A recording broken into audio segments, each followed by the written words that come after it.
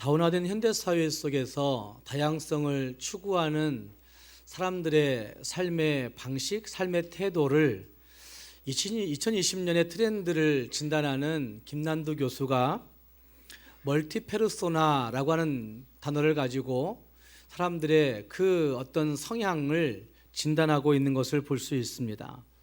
그래, 이 다양성을 추구하고 있는 이 사회 속에서 사람들이 멀티페르소나의 형태를 가지고 살게 될 것이다 라고 하는 겁니다. 즉 다양한 가면을 쓸 줄 알고 다양한 가면을 써야 하는 사람들의 모습, 다양한 가면을 써야만이 살 것 같은 그런 세상이 되어 있다고 하는 사실을 우리에게 말하고 있는 것입니다. 특히 지금의 젊은 세대들의 모습들은 굉장히 많이 묵상하다고 그렇게 이야기합니다. 기성세대가 따라갈 수 없을 정도로, 기성세대가 이해할 수 없을 정도로의 그 변화의 그 능동적인 민첩한 젊은 사람들의 모습을 볼 수가 있습니다. 물론 이것을 좋게 긍정적으로 평가하면 세계가 그 인터넷 그것으로 말미암아 시간과 공간이 거의 초월된 것처럼 급격하게 변하고 있는 이 사회 속에서 민첩하게 변하지 아니하면, 민첩하게 반응하지 아니하면 살 수 없다고 이야기하는 사람들도 있습니다. 그래서 그렇게 변할 수밖에 없는 사회, 가면을 쓸 수밖에 없는 사회가 되어져 있다는 것이죠. 그러나 믿는 우리들은 다시 한번 생각해 볼 필요가 여기에 있습니다. 중심을 보신 하나님 앞에서 우리가 가면을 쓰고 살아가는 것은 옳지 않다는 사실을 성경이 말씀하고 있는 거죠. 가면을 하나님 앞에서는 쓸 수 없고 가면을 쓰고 나오는 것을 싫어하신 하나님이 계시기 때문에 멀티페르소나가 세상에서는 통한다 할지라도 하나님 안에서 신앙적으로는 통할 수 없다는 사실들을 볼 수가 있습니다. 뿐만 아니라 우리가 진짜 회복을, 행복을 꿈꾸면서 멀티페르소나로 살고 있다고 얘기하는데, 진짜 회복, 진짜 행복은 가면을 쓰고서는 얻을 수 없다고 한 사실들을 우리는 발견해야만 합니다. 영어로 회복이란 단어는 리커버라고 하는 단어를 쓰고 있는데, 다시 무엇인가를 덮는 거죠. 커버를 덮을 때 어쩌면 우리가 기억하고 있는 못된 과거의 기억들, 용서할 수 없는 것들을 덮어버릴 때 진짜 회복이 있다고 얘기하는 것 같습니다. 그러나 그냥 무작정 덮는다고 회복이 오는 것이 아닙니다. 그래서 리커버는 디스커버 할 때 진짜 회복이 온다고 한 사실들을 영어를 통해서도 발견해 볼 수 있습니다. 디스커버는 그것들 커버를 다시 벗겨내는 것을 의미합니다. 발견하다라는 뜻을 갖고 있는 단어인데, 커버를 벗겨낼 때, 다시 말해서 가면을 벗어낼 때 그때 진짜 나를 발견할 수가 있고, 진짜 나를 발견하게 될 때 진짜 리커버, 회복이 있을 수 있다는 사실들을 말해주고 있다는 말입니다. 가면을 쓰고서는 도무지 회복에 동참할 수도 없고 행복을 누릴 수도 없다는 말입니다. 오스트리아에서 유대인으로 태어난 그 유명한 알프레도 아들러라고 하는 정신과 의사가 있습니다. 아들러는 열등감의 문제에 대해서 책을 쓰면서 그렇게 얘기합니다. 모든 사람들이 열등감과 우월감을 가슴에 품고 살고 있다고 이야기합니다. 열등감과 우월감은 우리가 생각할 때는 다른 감정인 것 같이 얘기하지만 사실은 이것은 같은 감정이라고 모든 심리학자들은 이야기합니다. 그 열등감과 우월감의 콤플렉스가 결국 자기 자신에게 임재하여서 자기 자신을 함몰시키고 결국 자기 자신을 꾸미게 만드는, 수없이 가면을 쓰게 만드는 그러한 도구가 되어 있다고 아들러는 이야기하고 있는 것을 볼 수 있습니다. 이 이란성 쌍둥이와 같은 열등감과 그 우월감의 증상은 어릴 적부터 우리를 가면 쓰는데 익숙하게 만들어 버렸습니다. 그래서 용기를 내어서 그 가면을 벗겨내지 아니하면, 벗어버리지 아니하면 우리는 하나님 앞에서 진짜 회복을 맛볼 수 없는 사람들이 되고 마는 것이죠. 어쩌면 용기를 내어서 하나님 앞에서 내 존재가 어떤 존재인가를 분명히 발견하는, 벗겨내버리는, 십자가 앞에서 그걸 벗겨내버리는 그런 은혜가 있지 아니하면 우리는 새로운 이름을 발견할 수도 없고, 새로운 이름을 발견하지 못하면 진짜 새 소명으로 살 수 없고 행복할 수 없다는 사실들을 성경이 말하고 있다는 말입니다. 사랑하는 여러분, 여러분 멀티페르소나의 삶을 살고 계시진 않습니까? 다양한 가면을 다양한 상황에서 수없이 쓰고 살고 있는 것은 아닌가? 내 내면의 세계가 아직 정리되지 못했는데 내면은 아직도 어지럽고 혼돈스럽고 그리고 갈등 속에 있으면서도 살아온 어떤 경험 때문에, 살아온 어떤 경륜 때문에 어른의 모습이어야 된다고 하는 것 때문에 어른이어져 있는, 어른인 척하고 있는,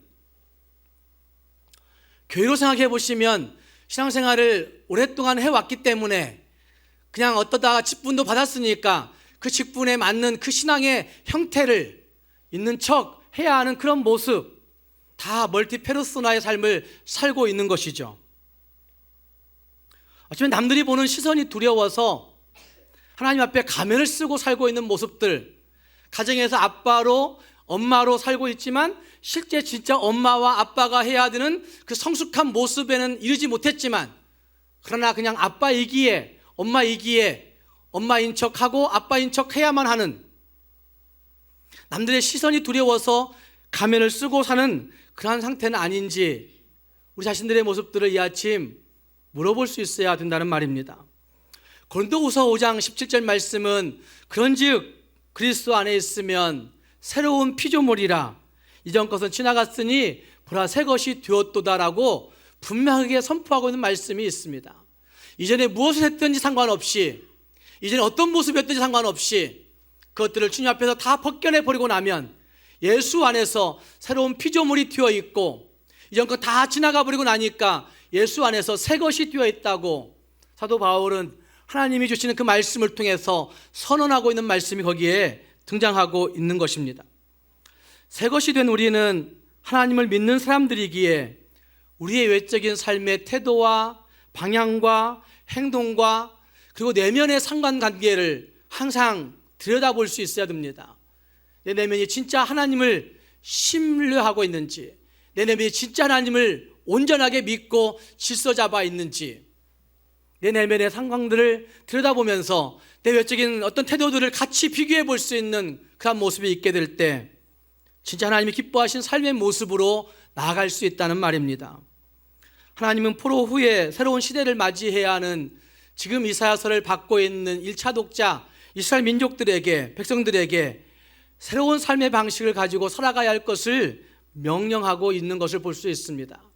특히 60장 말씀부터, 이사야서 60장 말씀부터 거듭거듭 나오는 말씀들은 새 시대를 맞이해야 하는 이스라엘 백성들이 어떻게, 어떤 모습으로 살아가야 될 것인가 하는 것을 말씀하고 있다는 말입니다. 특별히 오늘의 말씀은 새로운 삶의 시작이 어디서부터 시작되는가 하는 것과 그 새로운 삶의 시작, 그 시작과 함께 진행은 어떻게 되어야 되는 것인가 하는 것을 잘 보여주고 있습니다. 새해를 시작하는 우리 모두가 하나님의 말씀을 신뢰함으로, 그래 나에게 새로운 이름이 주어졌구나, 내게 새로운 이름이 주어졌구나 하는 사실들을 발견하고, 그리고 그 새 이름으로 새로운 소명을 향해서 나아갈 수 있는 우리 모두가 될 수 있기를 주님의 이름으로 축복합니다. 먼저 우리가 가장 중요하게 생각할 것은 하나님이 나에게 붙여주신 새로운 이름이 있다는 것입니다. 여러분에게 붙여주신 하나님의 그 이름은 과연 무엇입니까? 하나님이 우리 모두에게 붙여주신 그 새 이름이 분명히 있습니다. 오늘의 말씀 가운데 1절 말씀은 이렇게 말씀을 하고 있습니다. 나는 시온의 의가 빛같이 예루살렘의 구원이 횃불같이 나타나도록 시온을 위하여 잠잠하지 아니하며 예루살렘을 위하여 쉬지 아니할 것인즉 이라고 말씀하고 있습니다. 나는 하나님을 의미하고 있는 거죠. 조금 더 문맥 전체를 보고 해석해 본다고 한다면 나는 메시아를 이야기하고 있는 거죠. 예수 그리스도를 이야기하고 있는 예언이라는 말입니다. 어쩌든지 그 하나님, 그 예수님께서 시온을 격려하고 계시죠. 시온, 예루살렘은 이스라엘 백성을 이야기하고 있는 것입니다. 그들이 의롭지 못합니다. 그들이 깨끗지 못합니다. 그들이 진짜 횃불을 들 만큼 구원의 능력이 있는 것도 아니었습니다. 그러나 하나님께서 그들을 말씀하십니다. 나는 시온의 의가, 너희들의 의가 빛같이, 너희들의 구원이 횃불같이 나타나도록 너희를 드러낼 것이다 라고 말씀하고 있습니다. 그리고 너희들이 구원을 드러낼 때까지, 구원의 횃불을 나타낼 때까지 내가 잠잠하지 아니하고 너희를 위하여 쉬지 아니할 것이다 라고 말씀하고 있습니다. 잠잠하지 않고 쉬지 않는 그 사역의 주인공은 하나님이십니다. 우리가 하는 것이 아니라 하나님께서 하신다는 말입니다. 더 나아가서는 하나님께서 기름 부어 세우신 메시아, 예수 그리스도 메시아가 그 일을 하실 것입니다. 그리고 그분께서 하시는 일들 가운데 또다시 말씀하십니다. 2절 말씀에서는 여호와의 입으로 정하실 새 이름으로 일컬음이 될 것이며, 너희가 새 이름으로 일컬음이 될 것이며, 너희가 하나님의 손에 아름다운 관, 하나님의 그 아름다운 왕관이 될 것이다 3절이 말하고 있고, 4절 말씀으로 가서 보시면 이런 말씀을 하십니다. 다시는 너를 뭐라 부르지 아니하며 버림받은 자라 부르지 아니하며 다시는 내 땅을 황무지라 부르지 아니하고, 이렇게 말씀하고 있습니다. 버림받은 자란 뜻은, 버림받은 자란 단어는 히브리어로 아주바란 뜻이고 의미의 단어이고, 그리고 황무한 땅이라고 얘기하고 있는 그 단어는 히브리어로 세마마, 이렇게 얘기할 수 있는 히브리어가 쓰여졌습니다. 황무하다는 말은 쫓겨낸 자녀, 쫓겨낸 아내, 이렇게 얘기할 수 있는, 쫓김 받았다, 쫓겨냈다, 이렇게 우리 한국말로 말하면 소방맞았다, 이런 뜻과 같은 거죠. 버려버린 거예요. 쫓아내버린 거예요. 그것을 이야기한 단어가 셰마마, 이렇게 얘기할 수 있는 거죠. 너희가 버림받았을지라도 나는 다시는 너희를 버리지 아니하고, 너희가 쫓겨냈을지라도 내가 너희를 다시는 쫓아내지 아니하고, 아주바 하지 아니하고, 셰마마 하지 아니하고, 그 다음 말씀에 뭐라고 말씀하십니까? 너를, 오직 너를 뭐라고 대답해요? 헵시바라 하며, 헵시바는 무슨 뜻이에요? 내 기쁨이 누구에게 있어요? 너에게 있다. 하나님의 기쁨이 누구에게 있어요? 너에게 있다. 하나님의 기쁨이 누구에게 있어요? 나에게 있다. 이 말이, 이 단어가 무슨 말이에요? 헵시바. 그 다음 또 뭐라고 얘기해요? 내 땅을 뷸라라 하리니, 뷸라는 뭐라고요? 결혼한 여자라고 얘기하고 있어요. 결혼한 여자. 쫓겨냄 받은 여자에서 결혼한 여자, 다시 부름받은 여인, 한몸 된 여인을 이야기하고 있다는 말입니다. 그러니까 아주바란 단어와 셈아마란 단어와 헵시바와 뷸라가 대조적으로 표현되고 있는 구절이 4절 말씀이죠. 우리의 이름은 어떤 이름이에요? 헵시바이고 뷸라라고 말할 수 있어요. 이스라엘 백성들은 포로 생활 70년 동안 버림받은 자로 살았습니다. 쫓겨냄 받은 자로 살았습니다. 쫓겨난 자, 실패한 자, 낙오한 자, 뭘 해도 안 되는 자, 열심히 해봐도 안 되는, 자기에게 이미 버림받은 자, 쫓겨낸 자로 낙인 찍혀 있는, 한 해 두 해 살다 보니까 아니라 70년을 살다 보니까 그래 우리는 이미 끝났어, 뭘 해도 안 돼 라고 얘기할 수 있는 아주바, 셰마마, 이런 단어로 자기들을 한탄하고 있는 지경에 처해 있는 것이죠. 어쩌면 자기에게 일정류의 형통도 있었을 텐데 아무리 형통에 복이 있다 할지라도 우리는 아주바야, 우리는 셰마마야 라고 얘기하면서 자기 자신들을 한탄하고 있는, 좌절하고 있는 그런 모습이 이스라엘 백성들에게 있었다는 말입니다. 그럼에도 불구하고 하나님께서 그들에게 새로운 이름을 주십니다. 헵시바라고, 너희는 나의 기쁨이라고, 너희는 나의 아내라고, 너희는 나의 신부라고, 이렇게 명해주고 있는 말씀이 뷸라라고 말씀하고 있는 것을 볼 수가 있습니다. 이 말들은 이스라엘의 옛 모습은 죄로 말미암아 실패하여 버림받았고, 죄로 말미암아 쫓겨냄 받았지만, 쫓겨난 존재였지만, 하나님과 소유되고 하나님과 단절되었지만, 이제는 하나님과 한몸 되어서 하나님과 함께 연합하여서 하나님의 기쁨이 되고 하나님의 은혜가 되고 하나님의 복을 누리는 회복이 있음에 대해서 말씀하고 있는 단어들이 헵시바와 뷸라라고 말씀하고 있는 것입니다.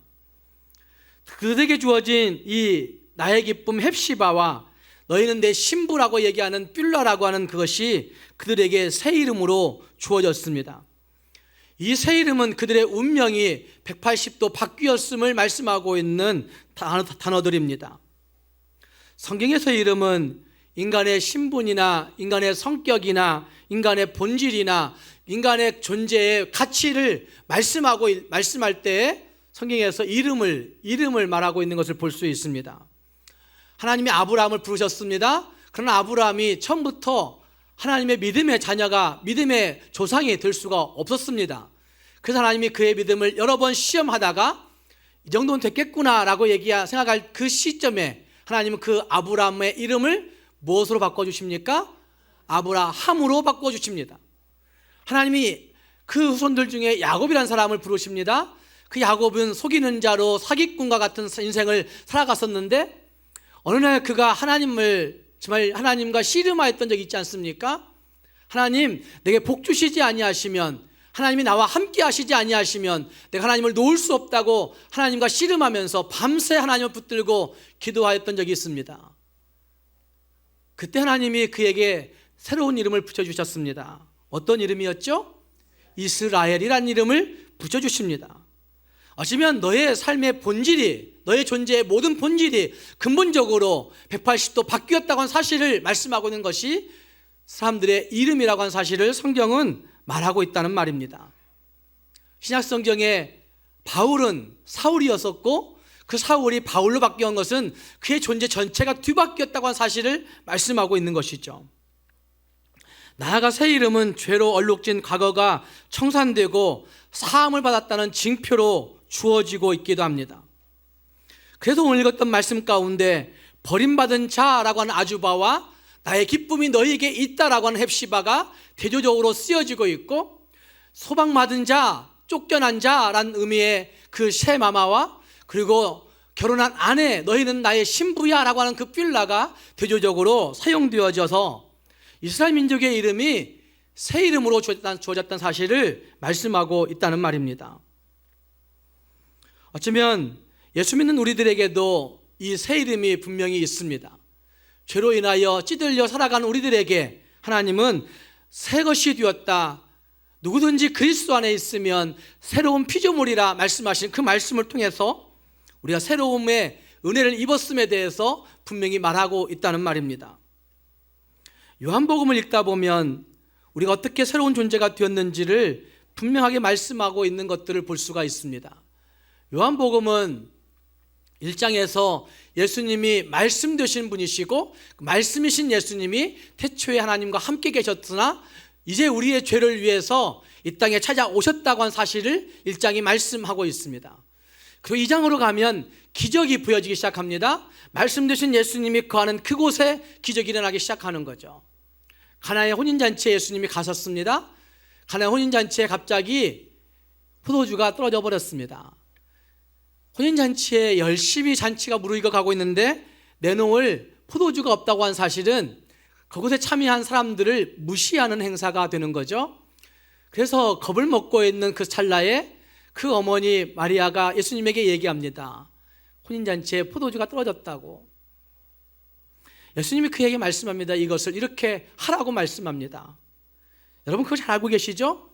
그래서 예수님의 어머니가 그 일꾼들에게 말합니다. 그 빈 항아리들에게 뭘 채우라고 말씀하죠? 물을 가득가득 채우라고 얘기합니다.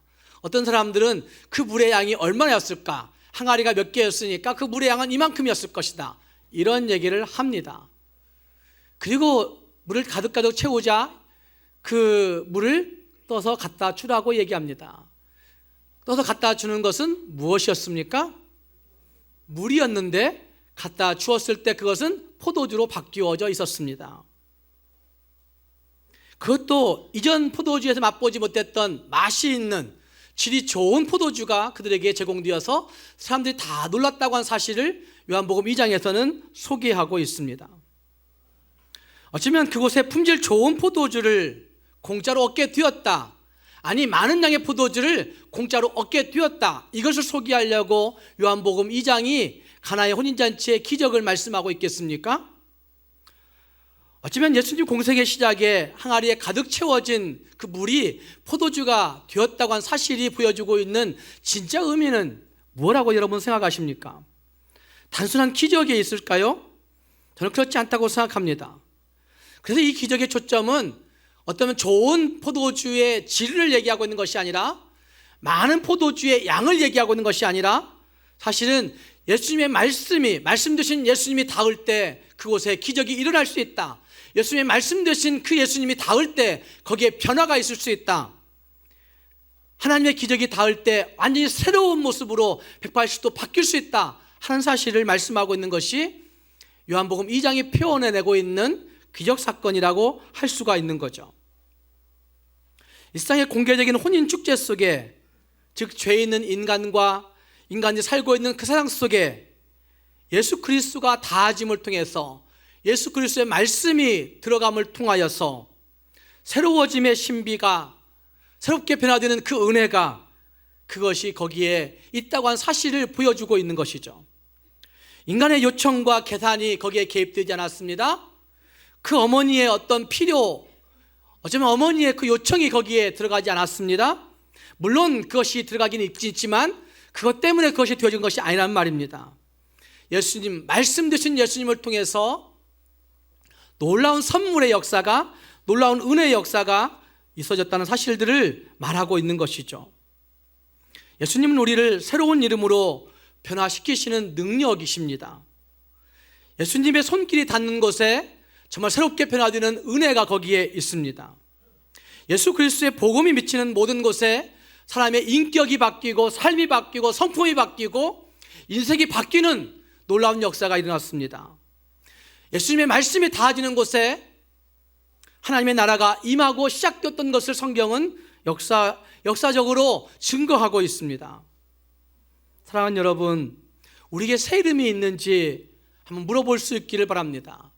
가면 쓰고 다가가는 그런 모습이 아니라 진짜 하나님으로부터 부여받은 새 이름, 예수의 말씀이 내게 닿아짐으로 말미암아, 예수의 말씀이 내게 들어옴으로 말미암아 완전히 뒤바뀌어진 내 인생의 모습, 뒤바뀌어진 내 성품의 모습, 이것이 있는지 한번 살펴보자는 말입니다.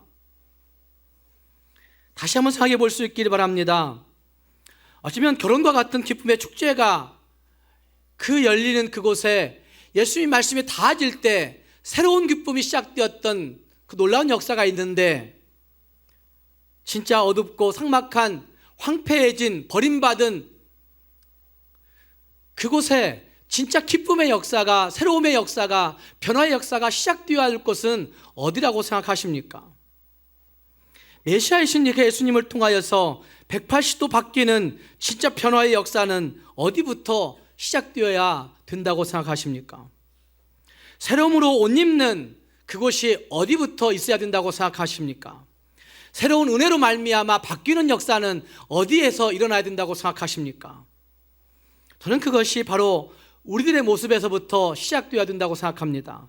저와 여러분의 모습에서부터, 옛날의 모습, 버려지고 죄로 인하여서 쫓겨났던 우리들의 모습, 죄악스러움을 가지고 살고 있는 우리들의 모습, 여전히 카바 쓰고 카바로 덮어놓고 살고 있는 우리들의 가면 쓴 모습들, 그 가면을 벗겨내 버리고 디스커버, 발견하게 될 때, 예수의 이름을 발견하게 될 때 오는 그 회복의 은혜를 아직도 모른 채 살고 있는 우리들의 모습 가운데 진짜 이 새로운 이름의 역사가 임해야 된다는 말입니다. 어쩌면 새로운 은혜로 말미암아 우리의 가정이 바뀌어야 된다는 사실들을 우리가 기억해 보아야 된다는 말입니다. 오늘날 교회가 이 새로움의 역사를 맞아들여야 된다는 사실들을 볼 수가 있습니다. 가나안 혼인잔치에서 예수님의 말씀에 따라 항아리에 물을 가득가득 채웠던 것처럼 예수님의 말씀에 순종하여서 우리의 온갖 잘못된 것들을 다 벗어버릴 때, 다 집어치울 때, 벗겨버릴 때 우리의 심령을 마치 가나의 빈 돌 항아리처럼 비워내는 일이 있게 될 때 주의 말씀으로 그곳에 다시 체험으로 말미암아 진짜 새로운 기쁨, 새로운 은혜, 새로운 이름으로 살 수 있다는 말입니다. 사랑하는 성도 여러분, 예수로 말미암은 새로운 이름의 확신이 나에게 있는가? 예수로 말미암은 새로운 이름이 나에게 있는가? 하나님이 나를 기뻐하시는구나. 헵시바라고 하는 이름을 진짜 내 이름으로 확신하고 있는가? 아, 내가 하나님과 결혼하였구나. 하나님이 나를 뷸라로 여기시는구나 하는 사실들을 확신하십니까? 다시 한번 되돌아보면서 내게 주어진 그 새로운 이름을 인지하고 알고 확신할 수 있는 우리 모두가 될 수 있기를 주님의 이름으로 축복합니다. 두 번째로 새로운 이름의 사람들에게는 새로운 소명이 있습니다. 함께 읽은 1절 말씀을 공동번역 성경에서는 이렇게 번역했습니다. 시온을 생각할 때 나는 잠잠할 수가 없다. 예루살렘을 생각할 때 나는 가만히 있을 수가 없다. 그의 정의가 동토하고 그의 구원이 횃불처럼 타오르기까지 어찌 잠잠할 수 있으랴. 잠잠할 수 없다는 거죠. 인류의 죄악을 생각할 때마다, 시온은 이스라엘 백성들인 거죠. 죄악 가운데 찌들어 살고 있는 이스라엘 백성들을 생각할 때마다 잠잠할 수가 없는 거예요. 어쩌면 죄 가운데 빠져 살고 있는 예루살렘 민족을 생각할 때마다 하나님은 가만히 있을 수가 없는 거예요. 이걸 생각하면 오늘 우리의 모습들을 볼 때마다 하나님은 잠잠할 수가 없는 거예요. 죄로 말미암아 멸망의 길을 걸어가고 있는 인생들을 볼 때마다, 교회라고 나와 있지만 가면 쓰고서 죄로 계속 걸어가고 있는 우리들을 볼 때마다 하나님 잠잠할 수 없고 가만히 있을 수 없고 어찌 잠잠할 수 있으랴, 이렇게 한탄하고 있는 거죠. 하나님 우리를 생각하면서 잠잠하지 않으신다면, 가만히 있지 않는다면 뭐 하실까요, 여러분? 하나님 뭐 하시겠습니까? 잠잠하지 아니하신 하나님이 과연 우리를 향해서 뭐 하실까? 우리를 보고 뭐 하실까? 시편 121편 3절 말씀에서도 이런 말씀을 하십니다. 여호와께서 너를 실족하지 아니하게 하시며 너를 지키시는 이가 졸지 아니하시리로다. 이스라엘을 지키시는 이는 졸지 아니하시고 주무시지도 아니하시리로다. 너무 좋아하는 말씀이죠. 하나님은 졸지도 않고 주무시지도 않고 뭐 하신다고? 여기는 지키신다고 말씀하여 우리를 지키신다고. 5절 말씀도 그런 말씀하시죠. 여호와는 너를 지키시는 이시라. 그래서 내 그늘 되셔서 낮에 해가 너를 상치 못하게 하고 밤에 달도 너를 해치지 못하게 하신다고 말씀하죠. 그러면서 너를 지켜 모든 환난을 면하게 하시며 또 내 영혼을 지키신다고, 너의 출입을 지금부터 영원까지 지키신다고 시편 121편 7절 8절 말씀에서는 말씀하고 있죠. 하나님은 우리를 지키시느라 뭐하지도 않고 뭐하지도 않아요? 졸지도 않고 주무시지도 않아요. 잠잠하지도 않고 가만히 있지도 못해요. 뭐 하시기 위해서? 우리를 지키시기 위해서. 우리를 지키시기 위해서 뭐 하실까요? 전 그런 질문 해봤어요. 하나님 나를 지키신다고 하는데 도대체 뭐 하고 계실까? 지금도 뭐 하고 계실까? 로마서 8장 26절 말씀에 이런 말씀이 있습니다. 이와 같이 성령도 우리의 연약함을 도우시나니 우리는 마땅히 기도할 바를 알지 못하나 오직 성령이 말할 수 없는 탄식으로 우리를 위하여 친히 뭐 하신다고요? 간구하시느니라. 누가? 성령 하나님이. 구약 성경에서는 하나님이 잠잠치 아니하고 그리고 가만히 있지도 아니하면서 지키신다고 말씀하시는데, 로마서 8장으로 가면 그 성령 하나님께서 우리가 마땅히 기도할 것을 알지 못할 때에도, 기도하지 못할 때에도 오직 성령이 무엇으로? 말할 수 없는 탄식으로 누구를 위하여? 나를 위하여 친히 간구하신다고 말씀하십니다. 그러니까 하나님은 잠잠하지 아니하고 가만히 있지 아니하시면서 우리를 위하여 뭐 하시는 분이세요? 기도하시는 거예요. 기도를 쉬지 않고 하시는 분이세요. 그리고 하나님께서 함께 읽은 말씀 보시면 구원받은 새 이름의 사람들에게 함께 기도할 것을 명령하고 계십니다. 6절 말씀에 이런 말씀하십니다. 예루살렘이여 내가 너의 성벽 위에 파수꾼을 세우고 그들로 하여금 주야로 계속 잠잠하지 않게 하느니라. 하나님이 계속 잠잠하지 않고 기도했다는 얘기예요. 그러면서 그 다음 말씀 이렇게 말씀하죠. 너희 여호와로 기억하시게 하는 자들아. 그 너희는 누굴까요? 우리를 얘기하는 거예요. 이스라엘 민족을 얘기해요. 너희 여호와로 기억하시게 하는 자들아, 너희는 쉬지 말며 7절 말씀에도 그로 뭐하지 못하게 하라? 쉬지 못하시게 하라. 하나님으로 쉬지 못하시게 하라. 내가 너희를 위해 기도하니까 너희도 열심히 기도해서 내가 너희를 기억하게 하고 내가 너희를 위해서 쉬지 못하도록 나에게 기도해라, 이렇게 말씀하고 있는 거예요. 하나님께서는 구원받은 그 새 이름의 사람들에게 함께 기도할 것을 명령하고 있는 것입니다. 우리를 기도의 파수꾼으로 부르셨다고 말씀하고 있는 부분이기도 합니다. 하나님이 우리를 기억하게 하기 위해서, 물론 기억하고 계시죠. 하나님이 우리를 향하여 쉬지 못하게 하시기 위해서 우리도 열심히 기도로 쉬지 않고 행하라고 말씀하고 있다는 말입니다.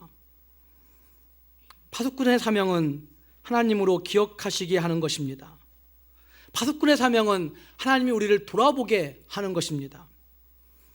우리가 우리 자신의 파수꾼으로 세워져 있고, 우리가 우리 가정의 파수꾼으로 세워져 있고, 우리가 교회와 민족의 파수꾼으로 세워져 있다고 한 사실을 기억할 때 우리는 하나님 앞에 기도를 쉬지 않고 할 수가 있게 되는 거죠. 내 기도가 멈추면 하나님이 우리 가정을 돌보시는 것도 멈출 수 있겠구나. 내 기도가 멈추면 이 민족 가운데 임하는 어려움들도 멈출 수 있겠구나. 제가 어제 서울 온누리교회 가서 아침부터 오후 늦게까지 4시 반까지 세미나를 들었어요. 점심시간 한 40분 주는데 밥 먹고 잠깐 위에 차 마실 곳에 올라갔어요. 카페가 있는데 그 카페 옆에 기도실이 있었어요. 작은 기도실이 아니라 굉장히 큰 홀에 기도실이 있었어요. 카페에 사람들이 대화할 수 없을 정도로 그 점심시간에 기도하는 사람들이 있었어요. 엄청나게 큰 소리로 엄청나게 많은 사람들이 모여서 그 창문으로 그 문 앞에 놓여진 거울 그 유리로 안을 보니까 사람들이 엄청나게 모여서 엄청나게 기도하는 거예요. 바깥에 소리가 다 들릴 정도로. 그 기도가 있게 될 때 가정이 지켜지는 것이고, 그 기도가 있게 될 때 교회가 지켜지는 것이고, 그 기도가 있게 될 때 민족이 살아날 수 있다고 한 사실들을 성경이 우리에게 전하고 있는 것입니다. 하나님이 기억만 하시면 되는 건 아닙니까? 하나님이 우리를 기억하시고 돌보시기만 하시면 우리 가정이 형통할 수 있지 않겠습니까? 하나님이 기억만 하시면 기적도 일어날 수 있는 건 아닙니까? 그렇기 때문에 하나님이 기억하시도록 뭐 해야 되는 거라고요? 기도해야 되는 거예요. 기도를 쉬지 않고 해야 된다는 말씀을 하고 있다는 말입니다. 현대인들의 심각한 병 중에 하나는 기도하지 않는 것입니다. 기도하는 것은 하나님을 의지하고 하나님 앞에 신뢰하는 표시입니다.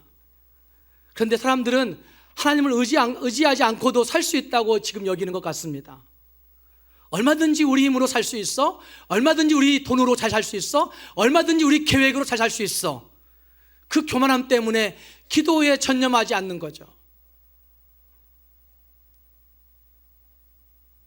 그러나 우리는 우리의 믿음의 폭을 넓히기 위해서 기도의 자리에 앉아야 되는 것이고, 진짜 우리는 하나님 앞에서 기도의 능력을 덧입기 위해서 또 기도해야 되는 것이고, 우리 인생과 나와 우리 가정과 우리 교회와 우리 민족의 모든 것들이 기도를 통해서 움직여갈 수 있다는 사실들을 신뢰하면서 하나님 앞에 기도해야 된다는 말입니다. 사랑하는 여러분, 여러분은 소명에 의한 삶을 살고 계십니까? 아니, 소명은 젊은 사람들이야 생각해야 되죠 라고 생각하실 많은 어르신들이 계실 줄 압니다. 그렇지 않죠.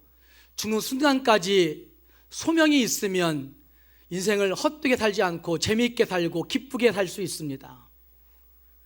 그냥 되는 대로 살아가는 인생이 되어서는 안 되는 거죠. 예수 믿고는 그냥 되는 대로 살아서는 안 된다는 말입니다. 소명은 하나님에 의해서 구원받은 우리들이 하나님을 향한 갈망을 가지고 하나님을 위해서 살아가는 삶의 전 영역이 소명의 삶입니다.